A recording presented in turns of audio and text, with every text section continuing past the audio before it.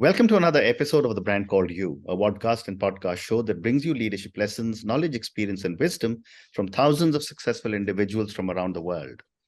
I'm your host, Ashutosh Garg, and today I'm delighted to welcome a very, very senior and accomplished professional from the world of finance and fintech, Mr. Sougata Basu from India. Sougata, welcome to the show.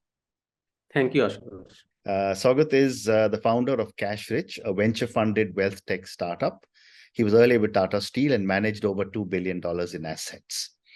So, Sougata, let's start by talking about CashRich. Tell me a little bit about this venture and what was your motivation to start it? Sure. So CashRich is an investment app. We help people to invest in the right kind of products, and we try to manage the risks so that people get optimal return while their risks are managed. And I'll tell you a brief story why it all started. So around 2006-7, when I graduated from college, from my engineering college, Buildings of Technology, Mr. Ranchi, and then I was doing my first job. At that time, there were a lot of investment mistakes that I did.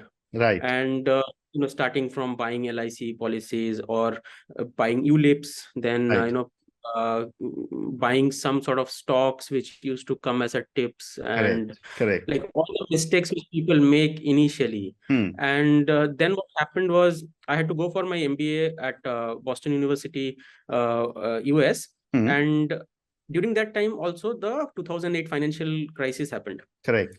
It was like the mistakes which I had made plus the mistakes which such large financial institutes had made, that really was very interesting to me. Like, how can we prevent those money mistakes? One is obviously at your own personal level, but the other is at a higher global level, macro level, business level. But both kind of impact the individual.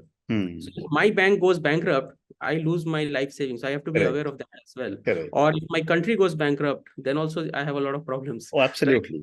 So I need to be aware of the macro and the businesses that I'm associated with, plus my own personal money management skills, so that overall I can optimize the wealth of my family.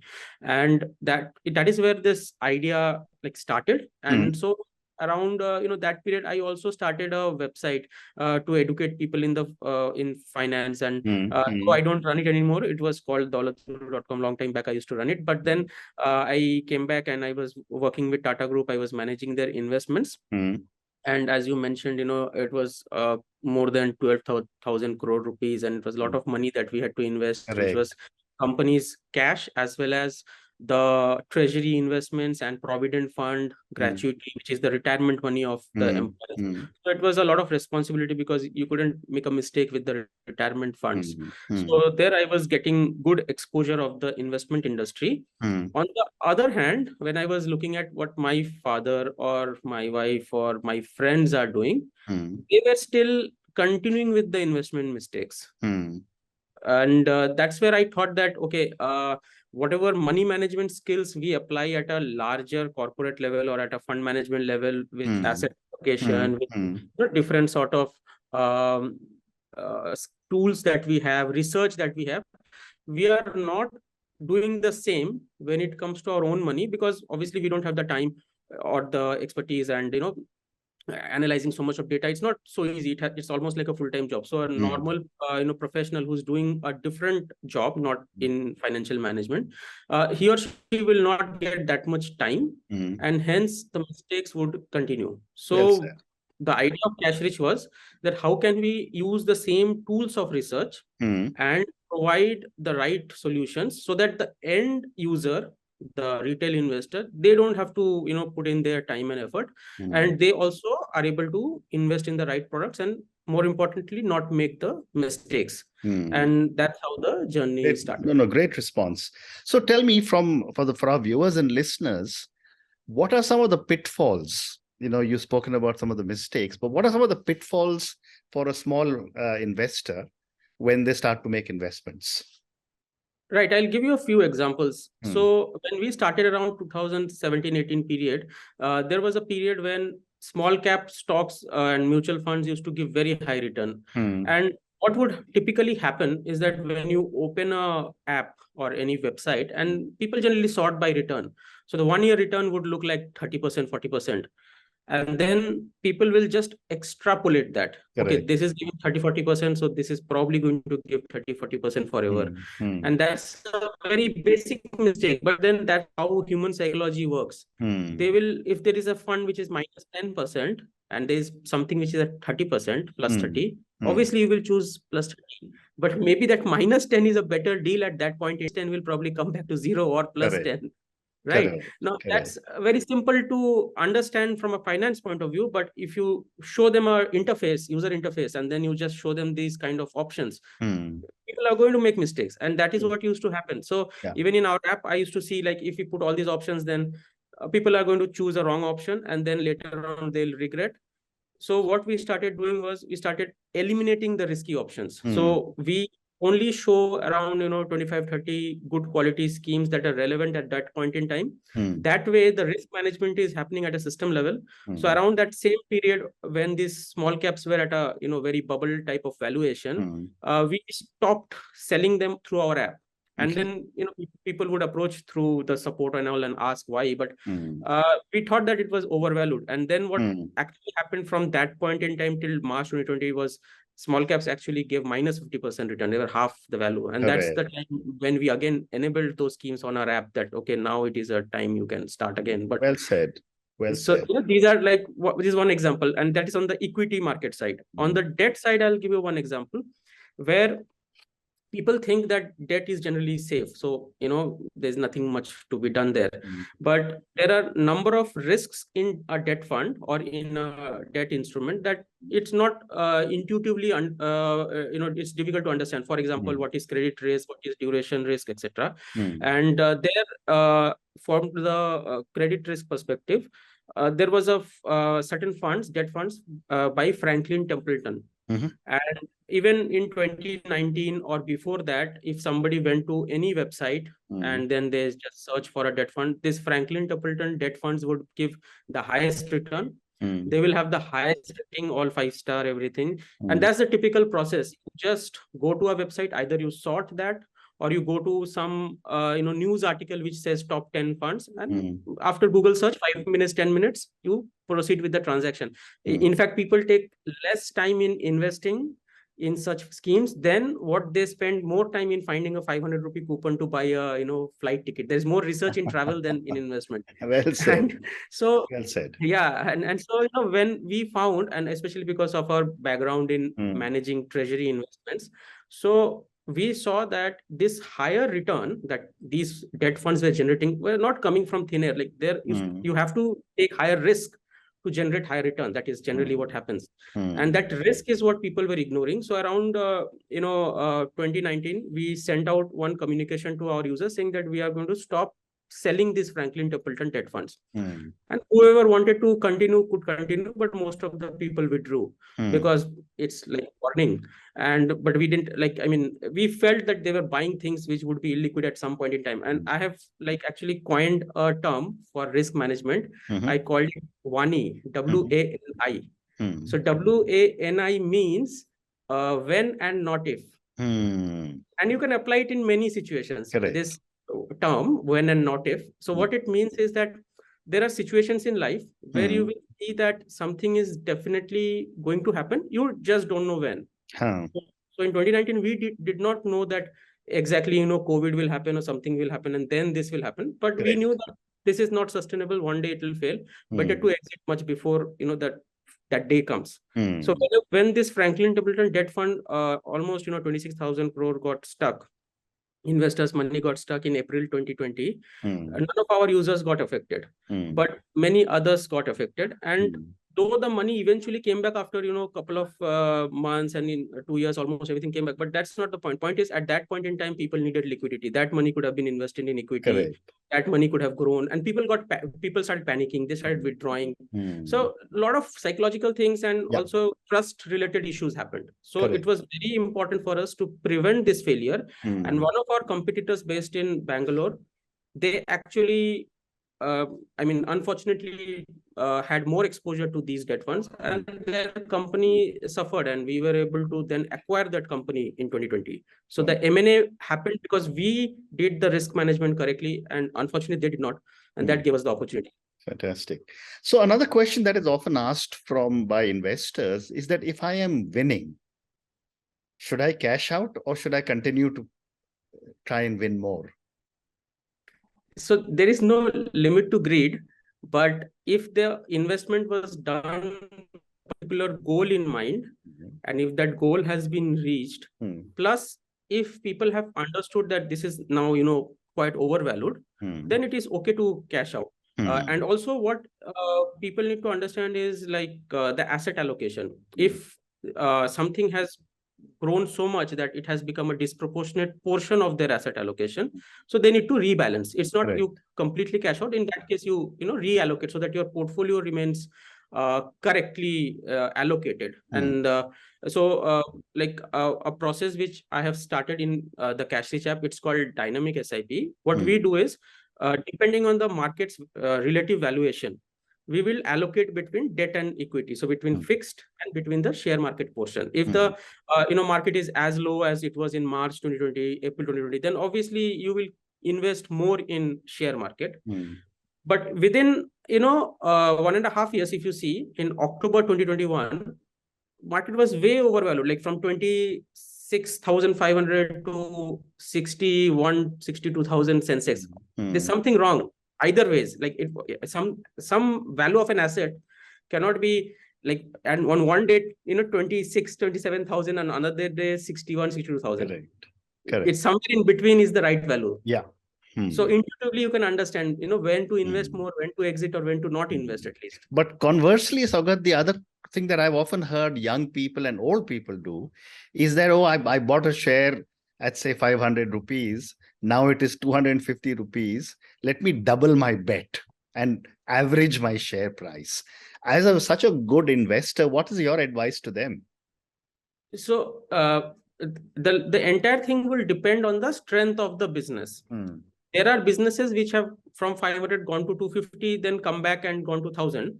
But there are also cases where from 500 has gone to 250 and then it has got to 0.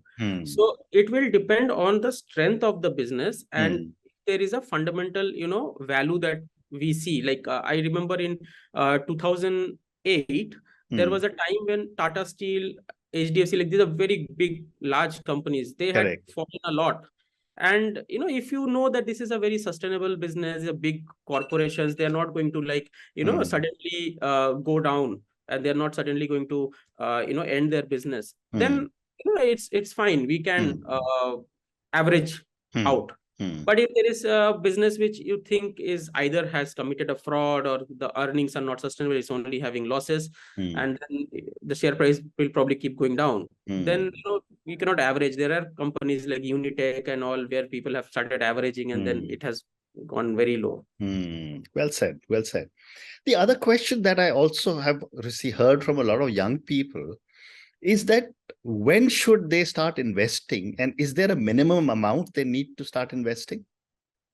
No, so I think they should start as soon as possible. Even if they're in college, I think they should start, because you have to learn how to invest, and you have to go through different market cycles.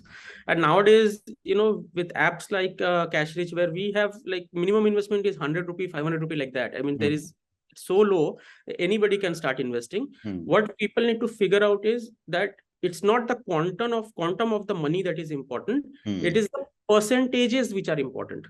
So whether I have 500 crores or 500 rupees, ultimately I need to know that by doing certain activities, am I getting 10% or 1%? Right. So doesn't matter how much money. What matters mostly is the percentage, how I am growing it. Am I able to beat inflation? Am I able to generate better than FD? Slowly people will be able to understand. It's not about what is the maximum that I can get. First, goals could be, beating FD, beating inflation. These are like basic goals. First, you do that much. Then you think about, 15%, 20%. Correct. And then percentage is important, not the quantum. Correct. And how does it, absolutely. And how does an individual set a savings target? You said that, if whatever your target is, when you reach it, then you sell your shares. But how does one determine what this target should be? One easy way to do would be to determine their own financial goals and then back calculate. There could be, a goal that somebody is a young person, 25 years, he wants to go for an MBA after 3 years, Hmm. then his investment horizon is itself just 3 years. So then the risk of the portfolio has to be such that within 3 years, he should have enough liquidity and he can take out the money. But if somebody is at the age of 30, but looking to save a particular amount for his retirement, which is 30 years from today, then the entire portfolio structure, the risk that can be taken will be much, different. So depending on the financial goal, the asset allocation can be determined, and based on the asset allocation, they'll determine what instruments to choose. Often the question that comes to us, because we are in the finance market, what should I invest in? And people are looking for a shortcut, like a tip, like if you buy this, you will get this much. It doesn't work that way. It's more like how a doctor would treat a patient. If somebody is coming to us, we like to understand his entire family wealth and entire asset allocation situation. Like you take a number of reports to the doctor, and then based on that, you'll understand what is the problem, what is the right solution, rather than just taking a tip and investing. Somebody told buy a crypto and you just go and buy. It's not the right process. Yes. The other thing that I wanted to ask you, Sougata, is that people say that it's important to have insurance in an investment portfolio. How important is insurance? Yeah, it's quite important, and there are two insurances which I will describe to you. One will be the traditional insurance. Traditional insurance means term insurance, health insurance, etc., which the insurance companies sell. Okay. And the other, which is non-traditional, not so much famous and not many people know about it, is called a portfolio insurance. So the first one, which everybody can Google and find out very easily, what is a term insurance? It's a life insurance which you should have, or you can also, get something like health insurance, which is very important, as we saw during COVID also. It's quite important. And there's one more category of health insurance, which is called critical illness insurance. Now with the rising cases of cancer and heart attack, etc., that's a very good product, because then you get a large lump sum in case of such a disease. So these are the traditional insurance products which people should have, and they should buy it early on so that the premiums are lower.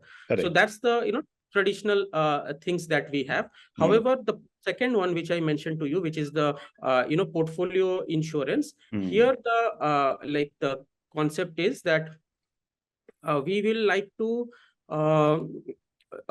insure the portfolio. And if market goes down, if something happens where the market has gone down 30%, then how do you recover from that kind of a shock? Or in the global financial crisis, or even during COVID, market sharply went down. Suppose somebody has a portfolio of 1 crore rupees, and 1 crore in equity, like overall, other things they have. 1 crore is a big amount, right? And they are probably saving for a long-term goal, which is retirement or child's education, etc. Now, if suddenly something happens and you wake up and you find that world is in some financial trouble, no fault of ours, but something has gone wrong, and then the market has gone down 30-40%, which means the 1 crore is currently 60-70 lakhs. It's a big shock. Plus, it will take a long time again to come back to 1 crore. Not every time the recovery will be very fast. Right. Okay. And you will also have a lot of, mental trauma at that point in time. Correct. So that's why people actually try to avoid the equity markets, or they invest very little in the equity market as part of the overall portfolio. The problem with that is, if you invest very little, or if you don't invest at all, you will never be able to beat inflation. So there is an inflation risk. So the wealth of the family will keep going down. Overall wealth will keep going down. Your purchasing power will keep going down. So there is an inflation risk. So you have to take equity risk. But if you take equity risk, there's a chance that someday markets will crash and there'll be a problem. So there, the insurance which I'm talking about, which is the portfolio insurance, that can be structured in such a way that when the market falls, then this small component of insurance gives you payoff, so that you are around that 1 crore initial portfolio value. So the underlying portfolio has gone down to 60-70, but the insurance has given a payoff of around 30-40 lakhs. So you're around 1 CR, so you can sleep peacefully. This is a new concept, and we are trying to build on top of it. We have not yet it's not a product which I'm selling or anything, but it's just that some concept which I'm working on. I have developing the No, idea. offline, I'd love to understand more about this from you. But my last question to you now, Saugat, is that, there is a lot of advertising on television which keeps saying mutual fund sahi hai. For the average individual who's busy with her or his work, not a savvy fintech or a finance investor, are mutual funds the right way to go? Yes, they are the right way to go, but the thing has to be explained clearly to end investors. When you say mutual fund sahi hai, it is like saying medicines are good. There is no dispute about that. Okay. If you tell me are medicines good, I will say yeah, medicines are good. But if you give me a choice of 6,000 medicines and then tell you choose, that's not the way it will work, right? Correct. Because depending on the market situation, depending on the economic parameters, and also depending on the individual's goal, you have to select which is the right scheme. Correct. As with any other disease, like when you have a problem, you cannot say that medicines are good. That doesn't make any sense. You have to tell me which medicine is good for me. Right. So the asset allocation, how much debt, how much in equity fund, how much in gold, how much in silver, how much in international fund. You have to tell me that composition first. Then you have to tell me out of this composition, which are the right schemes. Unless I know that, unless somebody is also monitoring that portfolio for me, unless somebody is informing me if there is a trouble to get out of that problematic scheme. Because the decision which I take today based on some graph chart or some 5-star rating, that decision may be correct today. That also we are not sure. May be correct today.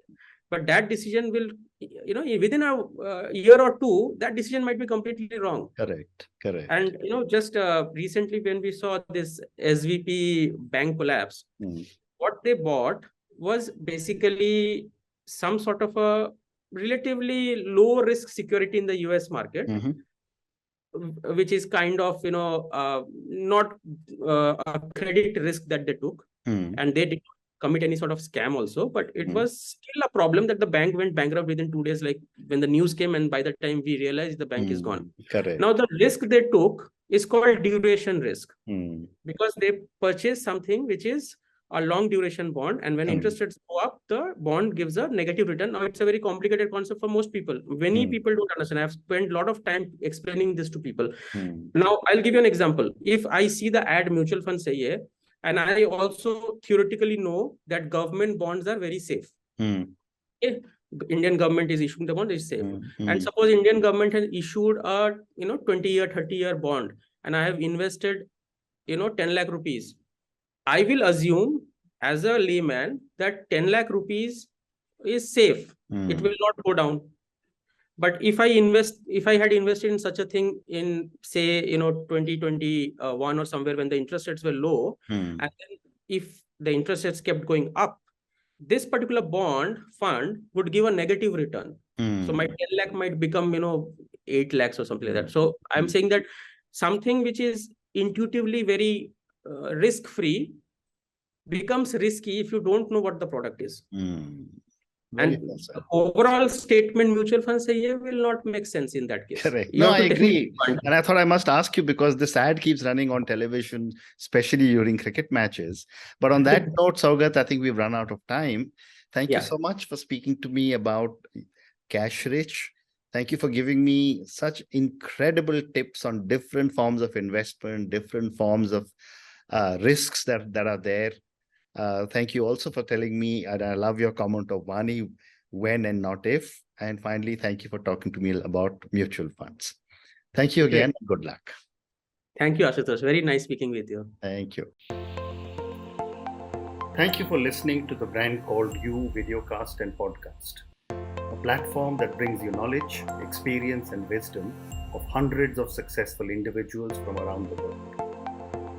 Do visit our website www.tbcy.in to watch and listen to the stories of many more individuals. You can also follow us on YouTube, Facebook, Instagram, and Twitter. Just search for the Brand Called You.